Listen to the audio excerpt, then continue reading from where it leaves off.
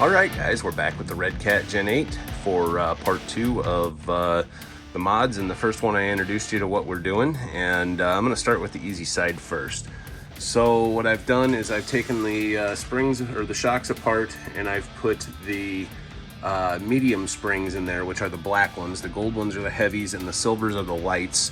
And actually one of the silver springs flew somewhere in here and I don't even know where it went, so I'm going to put the mediums in there and try those out, because I mean, you can just see the amount of sag that this thing gets, which whatever, it is what it is. But these are actually a little bit longer than the stock shocks, so they'll be slightly compressed anyway, and I think this will help quite a bit on this. So what I'm going to do is I'm going to pull this wheel off. I'm going to take the shock screws out and bring you back. Alright guys, shock number 1 is in,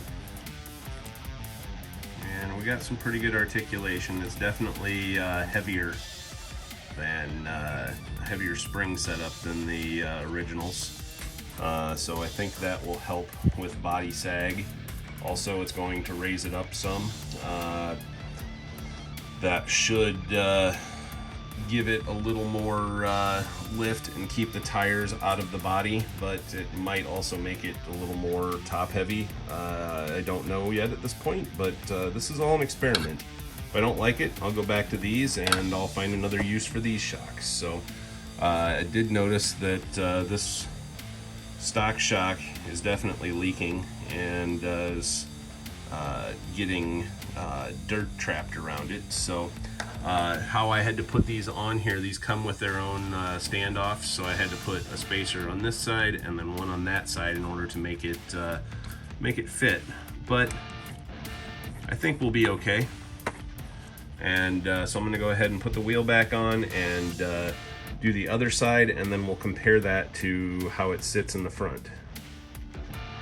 I can tell you without doing the front ones already that look how much difference in height there is just on this corner. So that's definitely going to keep those bigger tires out of the wheel wells. Just a little comparison as to how much longer they are. I just noticed by looking at my Amazon that I thought I ordered the 100mm, but I ordered the 110. So these are a little bit longer, which again, whatever, it is what it is. No big deal. I can always put a spring on the other side, take the piston off and put a spring on the other side, and you know, give it some sag if I need to. But I think I'm gonna like this setup, so we'll just have to see. She's definitely got that hot rod rake going on. Got looks like a 70s muscle car, higher in the back than it is in the front.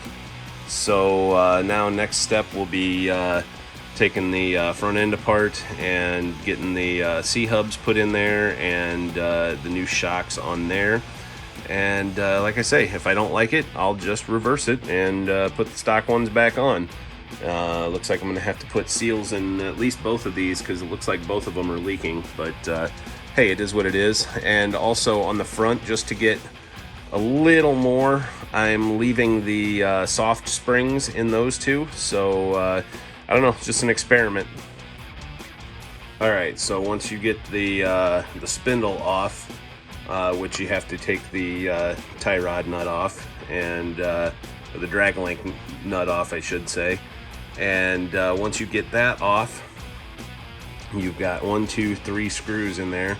Take those out and this whole C-hub should pop off. And then you've got your shock screws, which come from the other side. I've already got this top one taken off. One thing I'm now concerned about that I didn't even think about is it's going to be putting that much more stress on the steering, and I'm not so sure that it's going to steer correctly now. So I may have to scrap this idea and just put the aluminum C-hubs on it and put the stock shocks back on it. Yeah, so I don't know. This may be a to be continued project. Well, I guess I'm not putting aluminum C-hubs on it because they're the wrong dang hubs, and they're not gonna work. So I'm gonna call this a failure. You know, it's trial and error in this stupid stuff, and I think they actually sent me ones for like a TRX4. Maybe you guys that have TRX4s will know. I don't know.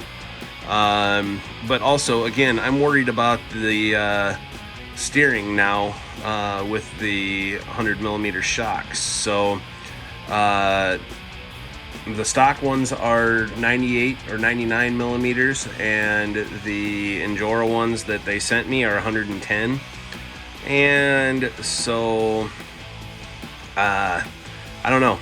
Since I got it this far apart, I don't know. You guys tell me. Should I go ahead and put the shocks on the front of it and try and run it and not worry about it, or what the heck should I do here?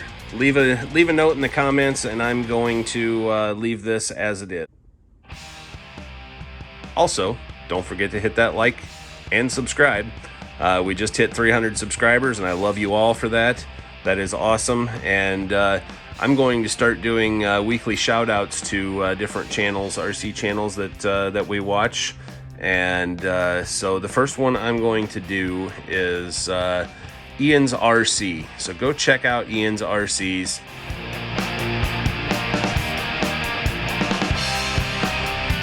He is down in Florida, and he's a family oriented channel just like myself. It's him and his kids and his wife, and he's just a good dude, and he just hit 100 subscribers. So go over to his channel if you're not part of his channel and check it out and hit that subscribe button. Have a great day, guys. Thanks for watching.